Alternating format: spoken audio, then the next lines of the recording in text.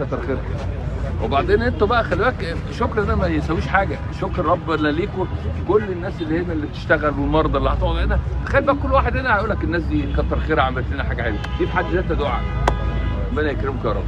الف شكر. هناخد صوره معاكم طبعا الابطال علاء لا ده